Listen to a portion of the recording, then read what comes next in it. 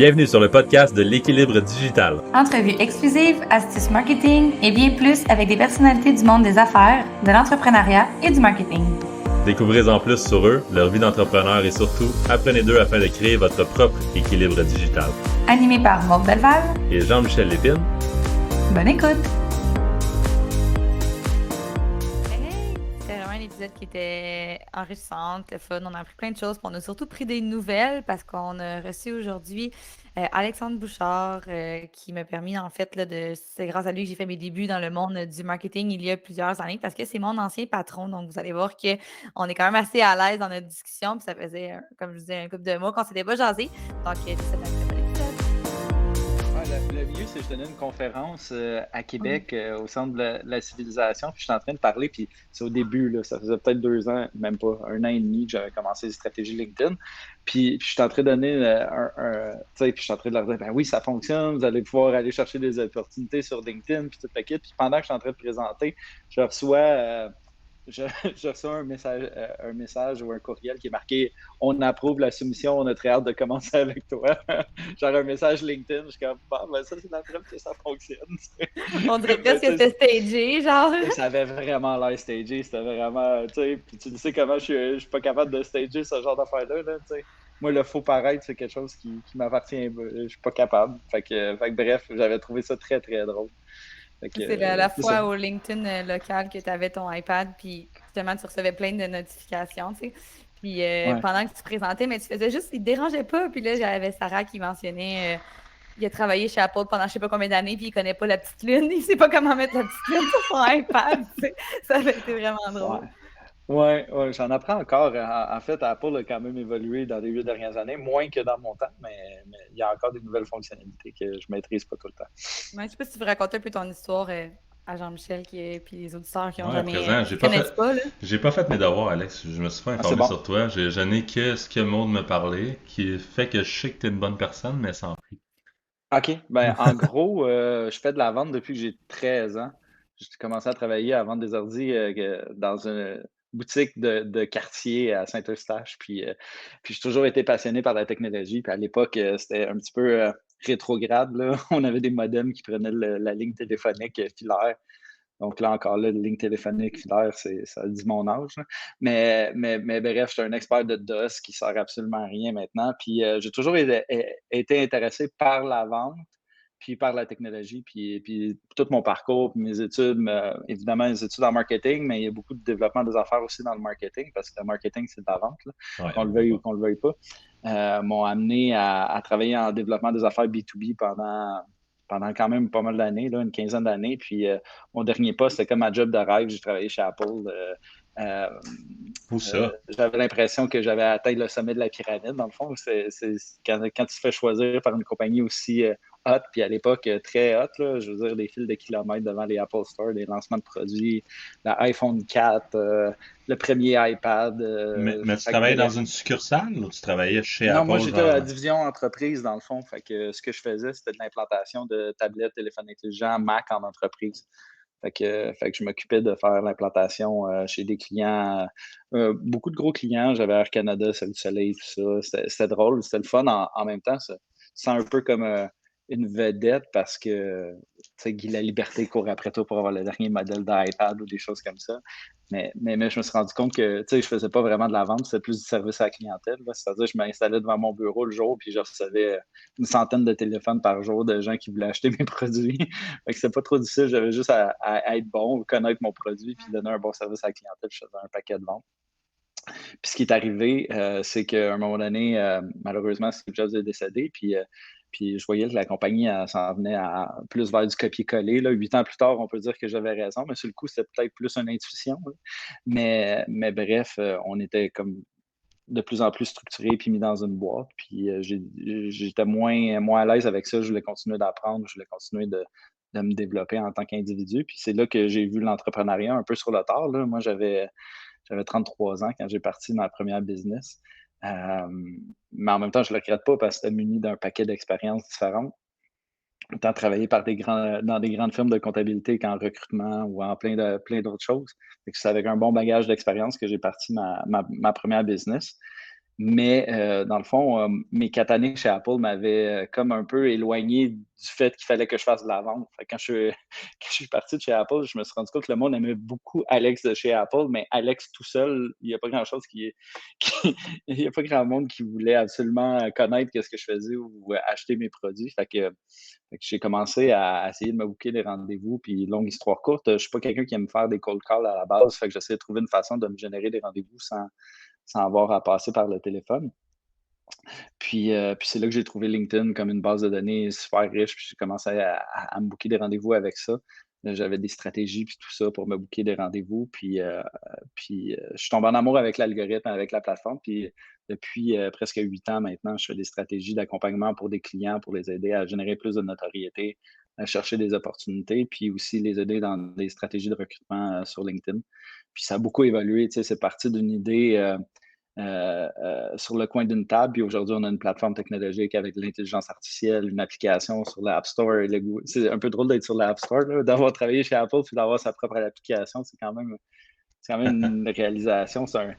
J'ai de la misère à y croire des fois, là, mais une application sur l'App Store, sur le Google Play Store pour nos clients. Puis bref, une plateforme qui est comme un tunnel numérique qu'on pourrait avoir dans n'importe quoi, où on est capable de tracer toutes les interactions qui se passent sur LinkedIn sans avoir à les comptabiliser à la mitaine, puis les intégrer dans un CRM pour pouvoir continuer la relation. Fait que bref, ce que je faisais à la mitaine, à l'époque, il y a 8 ans, maintenant tout automatisé avec l'intelligence artificielle en arrière, fait que ça a pas mal progressé. Très cool, Puis, très, très inspirant, pareil. C'est genre, parce que je me vois en toi dans le sens que tu t'as dit que tu t'es parti à 33, moi je me suis parti à 31 là, l'année passée. Ouais, Fait que ouais. c'est très cool ça. Je suis curieux de savoir comment tu te sentais genre à 33 quand tu t'es parti ça. Tu te sentais-tu genre c'est là ou jamais, il est-tu trop Non, tard, je pas en tout. l'essaye. Pas du tout. J'avais un méga syndrome de l'imposteur. Ah ouais. J'avais l'impression que j'étais pas pour réussir. J'avais aucune confiance en moi. Euh, Et tu l'as je fait me pareil, c'est pense. fort. Ouais, ben j'ai eu un bon cercle de promotion alentour de moi qui me disait que j'étais capable, mais à la base, Ah ouais. je suis quelqu'un qui prend des risques, mais des risques calculés. Fait que je suis pas du genre à. Tu sais, puis Maud, elle le sait peut-être un petit peu plus, là. Je suis pas du genre à tout mettre en jeu. Puis à l'époque, je venais d'avoir un deuxième enfant très, très jeune. Fait que de se lancer dans l'entrepreneuriat, heureusement, j'avais acquis des actions d'Apple à travers mon passage là-bas. Fait que j'avais comme un coussin financier. Mais la réalité, c'est qu'au début, je savais que j'avais des aptitudes dans certaines affaires, mais quand tu regardes tous les chapeaux qu'un entrepreneur doit porter, je savais qu'il y en a d'autres que j'étais pour échapper solidement. Fait que bref, c'est très humblement que je me suis lancé en entreprise. Mais, là, mais... tu as peut-être le switch de. Ben, Jean-Michel, je vais te laisser aller. Moi, j'ai des questions aussi, mais Non, non, ça fait vas-y, juste vas-y, trop longtemps que vas-y, j'ai pas vu vas-y. Alex. Le switch, là, on s'est pas parlé depuis quand même un petit bout. Fait que le Ouais, switch de. Comment ça s'est passé, le switch de entreprise de service à entreprise technologique, mettons? ben en fait, quand j'ai parti, puis c'est- puis j'ai toujours gardé la même vision, c'est-à-dire que peu importe que j'étais seul ou maintenant 25 personnes dans l'entreprise, mon but, ça a toujours été d'amener la discipline le plus loin possible puis de l'amener au bout de son potentiel. Puis, euh, puis à un moment donné, la constatation était qu'en entreprise de service, je pouvais l'amener jusqu'à un certain bout, mais je ne pouvais pas aller au maximum de l'opportunité parce que ça me prenait des outils qui n'étaient pas disponibles sur le marché pour vraiment réussir à amener la meilleure version de ce qu'on voulait faire sur le marché.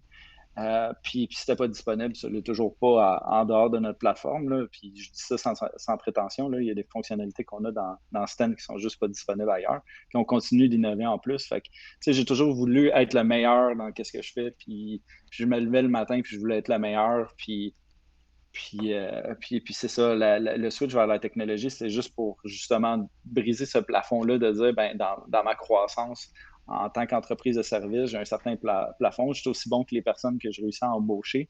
Tandis que la technologie ben, peut me permettre d'avoir une scalability ou une opportunité de faire des modules ou de développer de la technologie qui va me permettre d'aller chercher le plein potentiel. Fait que c'est une évolution naturelle basée sur le fait, tu sais, dans Ouais. le fond, je veux juste être le meilleur possible dans ma discipline. C'est quoi Stent? Explique-moi c'est quoi Stent pour nos petits auditeurs. Ouais. Ben, en fait, Stun, c'est la plateforme qu'on implante chez nos clients. C'est né d'une circonstance. Puis, tu sais, moi, sans rentrer dans, dans le pelletage de nuages, là, mais je crois beaucoup aux circonstances de la vie. Puis je pense qu'il faut être attentif aux petites affaires qui peuvent arriver. Puis dans le fond, ce qui est arrivé dans une étape pour V3 Digital à l'époque, qui était ma ferme de service, on a grossi rapidement. Tu sais, de l'instauration, année en année, on doublait notre chiffre d'affaires. Puis on avait un rythme de croissance quand même assez accéléré de par le succès que j'espère qu'on générait pour nos clients, là, que je sais qu'on générait pour nos clients, mais bref, on a doublé de taille à un moment donné. Je pense qu'on est passé de 3 à 6. Puis pour nous, c'était grand, puis on avait un bureau WeWork au centre-ville. On a décidé de louer le bureau de mes rêves. Tu sais. Puis à l'époque, tu sais, tes rêves sont en fonction de la grandeur de ton entreprise. C'est quoi le bureau de tes rêves? Je suis curieux, parce que Il je y suis avait en un train de bureau regarder WeWork que je Suits. passais à côté, puis il y avait un frigidaire rouge smeg dans le coin. Puis là, j'étais comme, oh mon Dieu, il me semble que ce local-là, premièrement, il est plus grand, il est plus aéré, puis j'aimerais ça l'avoir parce que c'est un coin, il y a plus de luminosité.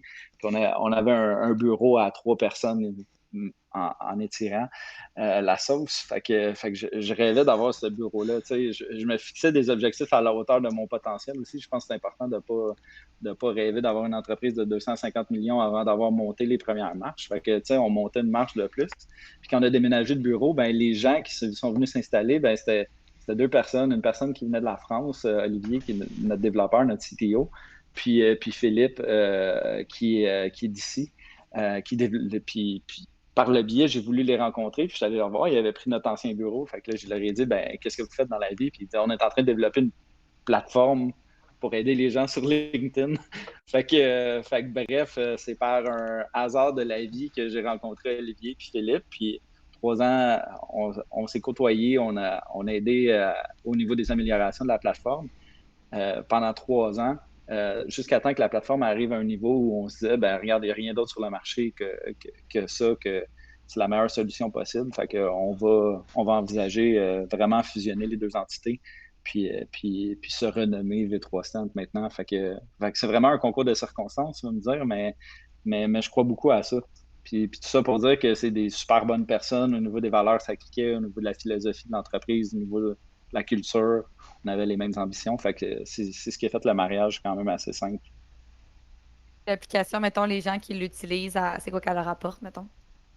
Ben, en fait, elle leur apporte tellement, j'ai de la misère tu sais, à Mettre les identifier tous mots. les points de valeur. Vas-y en bullet point. En gros, c'est vraiment un assistant. Imagine un adjoint personnel d'une équipe de vente. Fait qu'à chaque jour que la personne va aller dans l'application, elle va avoir ses tâches quotidiennes à faire, elle va avoir ses suivis, elle va être capable de valider ses cibles, savoir si c'est des gens qu'elle veut inviter, si c'est des gens qu'elle connaît, elle va pouvoir personnaliser les messages.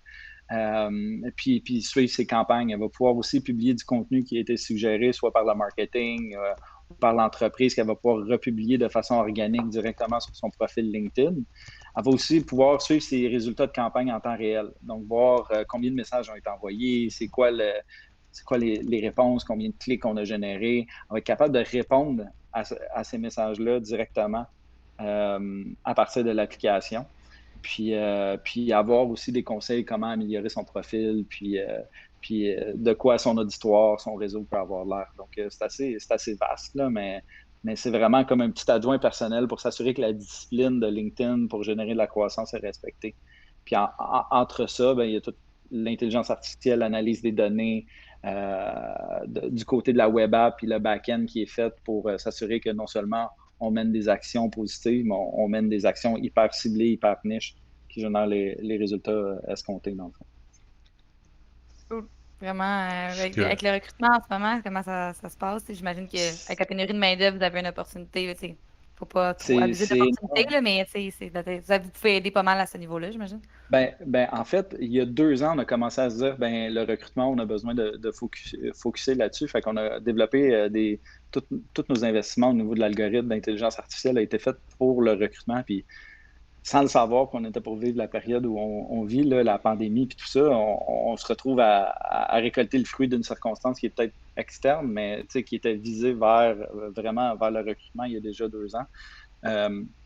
Dans le fond, ce qu'on est capable de faire avec l'application, c'est on est capable de lire une description de poste à partir d'un PDF, aller chercher tous les mots-clés, les synonymes qui sont en rapport avec ce poste-là, être capable de les pondérer sur 5, de dire, bah, moi, je veux que ça soit un développeur C#, pour ceux qui engagent des développeurs vont savoir de quoi je parle, à 5 sur 5 parce que c'est ce que j'ai besoin le plus important. Puis ce qu'on va faire, c'est qu'on va prendre une recherche, que ce soit Sales Navigator, Recruiter ou une base de données interne de candidats.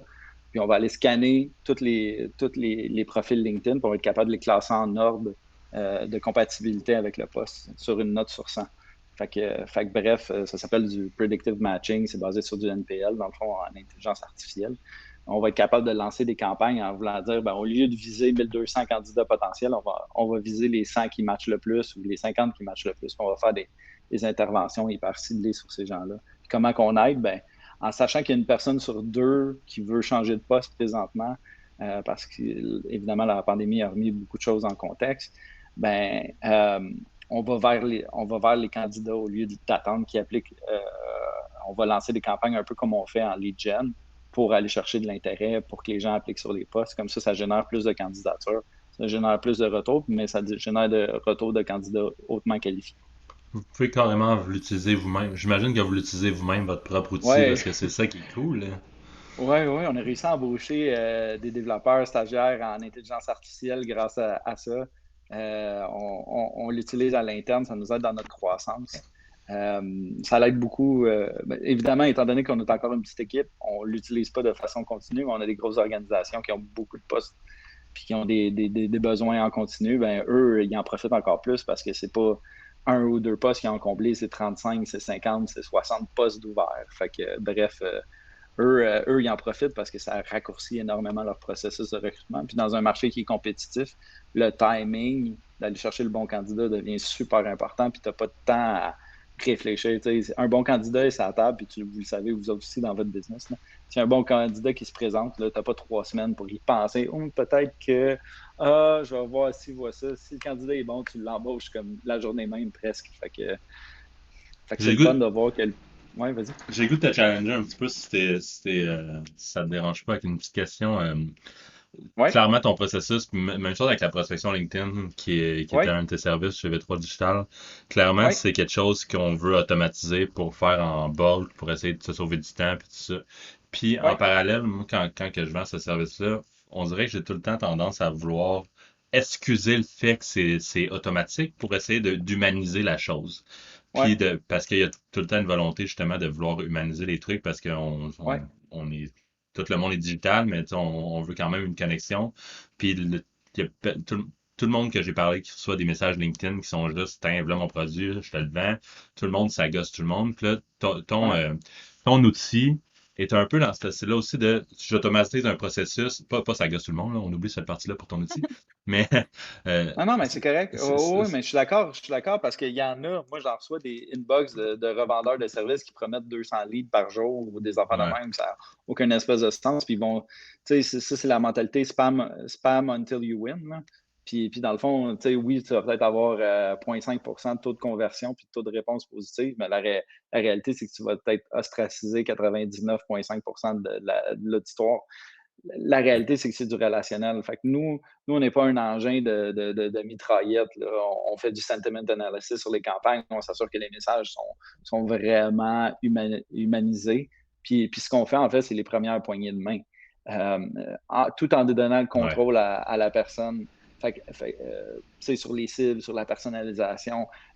On veut garder le côté humain. Le but, c'est de trouver le juste équilibre entre l'automatisation et le côté humain. Puis une fois que tu as trouvé ça, ben, tu crées quelque chose de vraiment spécial parce que si tu fais juste du relationnel, tu n'as pas l'avantage de la quantité puis tu ne vas pas ouais. chercher les nombres que tu as besoin pour avoir de l'attraction. Puis si tu fais juste la quantité, ben là, c'est encore, comme je le mentionnais, tu vas t'ostraciser là. Fait que le fine line entre la quantité et l'automatisation, puis tu sais, souvent, je rencontre des gens qui disent, ah oui, moi, l'automatisation, j'aime pas ça recevoir un message automatisé. La réalité, c'est que la plupart des messages automatisés que je reçois, je les aime pas ou à la limite, je les lis pas parce qu'ils sont pas humains. Mais le but dans l'automatisation, c'est d'essayer d'être le plus humain possible, de respecter le temps de l'autre, puis de ne pas y aller avec des objectifs très ambitieux dès le départ, c'est-à-dire de bâtir une relation dans le temps, de surveiller cette relation-là, de la mesurer en faisant du lead scoring. Puis à un moment donné, quand le client devient un petit peu plus réceptif, là, c'est le temps de passer à l'action. Mais de trouver ce timing-là, mais ça fait partie de l'art du développement des affaires, là. Fait que je me demande quelque chose. Tantôt, tu parlais, puis j'étais comme. Ça, en tout cas, c'est une question qui m'arrive, là. Est-ce que Ouais. ça te crée une. T'as déjà pensé probablement, puis est-ce que ça te crée une crainte d'avoir un outil qui dépend d'un réseau social, dans le fond, que tu n'as pas de contrôle dessus? C'est-tu une crainte que tu as de ton côté? Question. C'est une super bonne question. Au départ, j'en ai toujours eu une, mais étant donné que LinkedIn est comme un engin où il y a 800 millions de profils, puis il y a des gens qui passent du temps à l'enrichir à travers le contenu, à travers des stratégies, à travers des échanges de messages, des rencontres, tu sais, c'est pas quelque chose qui va disparaître demain. Tu sais, dans la courbe de Pas comme prévision les de stories. LinkedIn, ouais, c'est ça. On prévoit que l'opportunité de LinkedIn va durer encore 7 à 10 ans. La réalité, c'est que notre plateforme, on ne l'a pas développée pour être juste efficace sur LinkedIn. Elle se plug aussi. Je m'excuse, plug, c'est un terme anglais, là, mais elle se branche aussi sur des réseaux comme Xing en Allemagne ou MaiMai en Chine pour des stratégies vraiment internationales. La réalité, c'est que notre plateforme, on l'utilise sur LinkedIn présentement parce que LinkedIn, c'est l'outil d'engagement, puis c'est celui qui génère le plus de résultats. Mais la journée où Bington sort, ben, on va être capable de migrer notre plateforme. Ouais, OK. c'est plus la version marché aux puces. La journée où un autre compétiteur peut rentrer sur le marché, ben, on va pouvoir être capable de migrer vers la plateforme. La réalité, c'est juste qu'en B2B, c'est l'éléphant dans la pièce. C'est là qu'il faut qu'on s'attaque pour générer des résultats. Mais bref, elle n'est pas plateforme agnostique. Puis c'est un petit peu ça. Puis on a de l'évolution aussi dans nos fonctionnalités. On a une visibilité sur 3 à 5 ans sur les développements, puis qu'est-ce qu'on veut réussir à créer d'ici 3 à 5 ans. Puis plus on avance, moins la plateforme devient dépendante de juste LinkedIn. Par exemple, on parlait de développeurs tantôt. On peut faire du targeting par exemple, sur GitHub, qui est une place pour déposer du code. Ben, on n'est vraiment pas juste attaché à LinkedIn. OK, parfait. Fait que malgré que ça fait depuis que c'est parti pratiquement que tu es sur LinkedIn, t'es pas attaché à cette plateforme-là du tout. Ben, c'est comme si tu disais, est-ce que tu es encore attaché à Apple à 8 ans après avoir quitté Apple? Oui, Ouais, j'aime exact. encore les produits, mais tu sais, s'il y a une autre technologie qui sort ou s'il y a quelque chose d'autre qui arrive, moi, j'aime l'innovation. La journée où je vais sentir que la plateforme stagne ou génère plus le genre de résultats escomptés, ben, je vais migrer vers là où est l'opportunité, là. Je pense, Je veux dire, c'est pas une question d'être opportuniste, mais c'est une question d'être là pour ses clients puis d'être sûr de leur exact. apporter assez de valeur. Ouais, je pense que c'est vraiment un excellent point, là, mais vraiment plus at large que juste ça sur quoi on parle. C'est pas.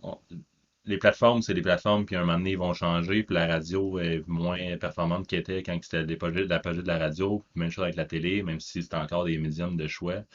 Clairement, il va se passer la même chose avec les Facebook, LinkedIn de ce monde, puis peut-être que dans 10 ans, le paysage, il va changer vraiment beaucoup. Fait que tu sais, c'est Ouais. important de ne pas être attaché à une plateforme. Puis, OK, petit influenceur Instagram, tu as tout le temps été sur Instagram, mais peut-être que ça serait le temps que tu mettes un petit 20% de temps sur TikTok ou le prochain. Oui, Tu sais. définitivement. Mais TikTok, c'est un super bon exemple là, avec le niveau d'engagement et la montée. Nous, on n'a pas de clients sur TikTok, là. J'ai une couple de clients, des entrepreneurs qui sont des super bons danseurs, là. Peut-être qu'ils sont sur TikTok, là. Mais, mais pas moi.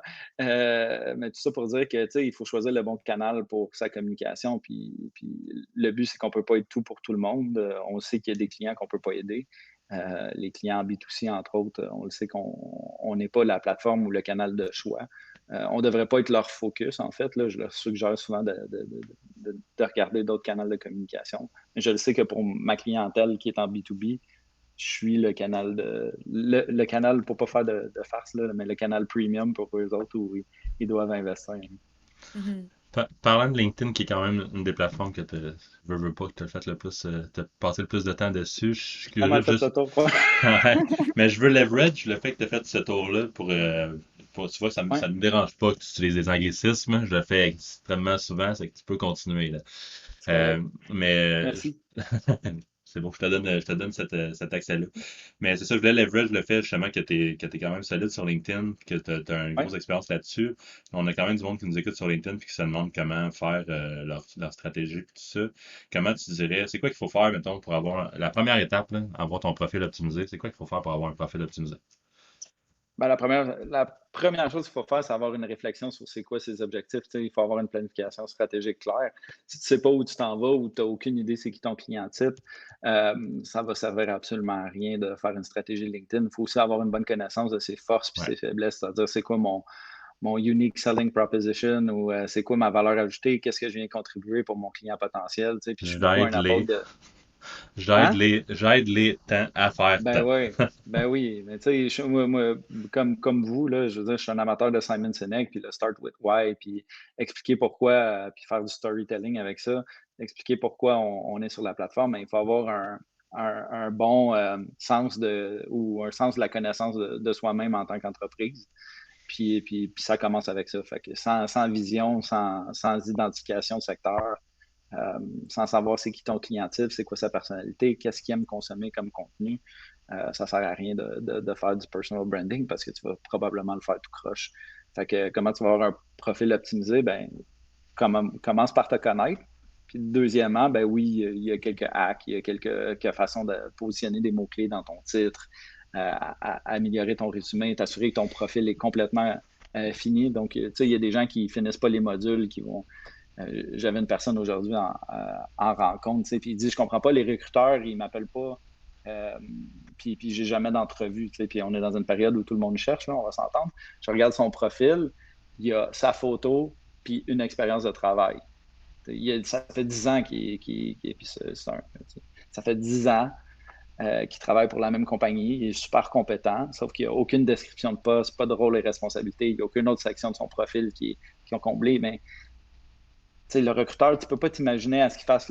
S'il donne juste du A puis B, il va pas faire de C à Z tout seul dans sa tête. Là. Il va pas compléter les informations. Fait que assure-toi que ton profil est complet, puis de faire toutes les sections. Puis c'est pas long. Là. Tu peux prendre un verre d'eau, une bière ou un verre de vin dans une fin de semaine, peu importe ta boisson préférée. On pourrait dire une boisson gazeuse aussi est acceptée. Puis finis ton profil. Je veux dire, va chercher au moins le rating All-Star qui est la base. Là, je veux dire, positionne-toi parce que tu n'as pas deux chances de faire une bonne première impression. Fait que, s'assurer d'avoir un profil qui n'est pas un CV en ligne si tu es si une entreprise et tu veux représenter tes services, si tu es un recruteur. Si tu es une personne qui cherche un emploi, ben là, c'est une autre chose, c'est une autre orientation qu'il faut prendre pour le profil. Mais si tu veux vendre tes produits et tes services, ben adresse-toi à ton public directement au lieu de parler que tu as gagné le festival du concours de mangeage de beignes à Saint-Hippolyte. Je veux dire, trouver les informations pertinentes. Je m'excuse, je sais que tu as gagné Jean-Michel. Ouais, je veux pas me Ton vanter, trophée mais est d'ailleurs extraordinaire. je veux pas me D'ailleurs, vous vanter, ne mais voyez pas. je veux pas non plus que tu déméniches dans mes efforts tu sais, de mangeage de bain. Mais je suis curieux, c'est tout ça que t'as fait? As-tu rempli ton profil une fin de semaine avec 3 Guinness dans le corps? Euh, ben moi, je le revisite de temps à autre, mais oui, la plupart du temps, c'est quelque chose que je vais faire à tête reposée le soir parce que ça prend une zone créative. Puis dans le day-to-day, on est occupé, on a d'un meeting à Ouais. meeting, des tâches ou des choses à faire. Je pense pas qu'entre deux meetings Zoom, c'est l'idéal de travailler sur ton profil LinkedIn. Fait que ouais, j'ai tendance à garder ça dans des zones où, tu sais, on dit tout le temps qu'il faut créer de l'espace pour laisser le nouveau rentrer puis la créativité. Euh, Ouais, dans mon day-to-day standard, j'ai pas vraiment le temps de faire ça. Fait Alex, que oui, la fin de semaine. Alex, j'ai vu un post la semaine passée. Je pense que la semaine passée que tu as fait ça sur LinkedIn. Tu Ouais, parlais des stories, puis c'est comme toi qui me l'as appris, puis après ça, je t'allais lire. Là, mais ouais, parle-moi de ça, comme tu sais, c'est comme la feature qui a existé le moins longtemps. Aviez-vous ouais. développé d'autres quelque chose qui pouvait faire des stories à partir de Stan? Tu sais, qu'est-ce que Non, non. En fait, dès le début, j'ai commencé, puis tu sais, quand il y a un nouveau feature, on était il tout y a plusieurs énervé, là? spécialistes LinkedIn, là, mais on est toujours attentif aux nouvelles fonctionnalités, puis il y a souvent un boost de l'algorithme pour les nouvelles fonctionnalités. Mais pour les stories, c'était pas le cas. C'était vraiment pas le cas. Écoute, on a vu des stories qui avaient 4 vues, Avec 10 sur vues. ton profil à toi, mettons que tu as 20 000 Ah, connexions. ouais, notre profil, d'autres personnes, on parlait des taux de conversion entre différents experts LinkedIn. J'ai eu un gros réseau d'experts LinkedIn en Europe, entre autres. On fait des études avec des universités puis tout ça. Puis puis bref, des études de l'algorithme, puis il n'y avait aucune portée sur les stories. C'est vraiment plate pour les gens qui aiment en créer. Là. Moi, personnellement, je ne suis pas un fan des stories dans un cadre professionnel. Je pense que je l'avais laissé savoir. Mais loin de moi l'idée de dire que ça n'aurait pas pu être une bonne fonctionnalité si la fonctionnalité avait eu la portée et l'engagement nécessaire. Le taux d'engagement était bon. Je veux dire, tu pouvais aller chercher un engagement de 20 à 50%. C'est effarant, Ouais. mais sur une portée de 5, les gens ne les consultaient pas. C'est Mhm. aussi simple que ça. Puis, tant qu'à avoir une fonctionnalité, juste pour en avoir une, il y a mieux garder des fonctionnalités que les gens vont utiliser. Ouais, tout à fait. Il y a comme cette awkwardness-là, je trouve, dans les stories sur LinkedIn. Ouais, je sais pas si c'est un mot, mais on va le sortir. Ouais, je vous donne ça gratis. C'est un Mais, malaise. ouais, c'est ça. Mais Écoute, je fais ton traducteur, c'est ça. merci, je t'engage à temps plein. L'aspect de, je sais pas, je sais plus où est-ce que je m'en allais avec ce point-là. Tu m'as fait complètement perdre ma Je lignée. m'excuse. Non, mais, tu sais, le fait que c'est professionnel, puis que des stories, c'est comme Ouais, fait pour ouais. parler de ta vie Le un peu, behind tu the sais, scenes, là. c'est ça, j'ai été, tu sais, il y a plus personne qui poste son déjeuner du dimanche matin là, en story, même sur Instagram, Facebook, sur le fil de l'actualité, je veux dire, sur leur feed, ça va être en story, c'est des choses qui sont personnelles, qui sont plus, je te raconte ma vie un peu, Ouais. plus est-ce que je vais te raconter ma vie au travail, tu sais, on se dirait que ça avait sa petite, c'est quoi, Je suis ça pas sert à certain quoi? que les gens veulent. Je suis pas certain que les gens veulent savoir je veux s'acheter des nouveaux souliers ou que je suis en route vers chez un client. Tu sais, Ouais.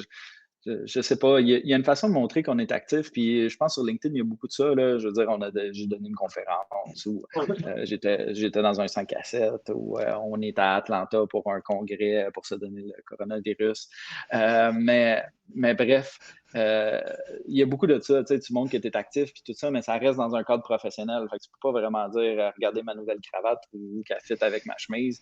À moins d'être un styliste personnel, ça a plus ou moins sa place sur LinkedIn. Fait que, encore là, ça l'explique un peu pourquoi les stories. Puis surtout que les gens passent moins de temps sur LinkedIn à la base. Fait que d'essayer de leur attirer de l'attention avec quelque chose qui a plus ou moins de valeur ajoutée, ça fait que ça amène à pas beaucoup de vues puis pas beaucoup de J'ai résultats. j'ai l'impression que tu passes aussi ton temps sur LinkedIn en étant comme pendant que tu travailles un peu, tu sais, avant de Ouais, travailler, tu vas ouais. consulter un peu, tu passes pas, c'est pas quelque chose que tu passes nécessairement pour juste te divertir. Mettons, fait que les stories, Non. c'était comme mais c'était à essayer, je pense ils l'ont essayé, ils l'ont enlevé, puis c'est ça qui est ça. Ah, C'est puis c'est quand correct. qu'elle s'en va, c'est fin septembre?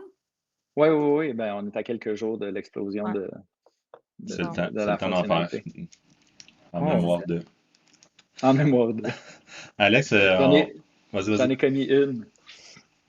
T'en as fait une dans ta carrière? J'en ai fait une dans ma carrière, ouais.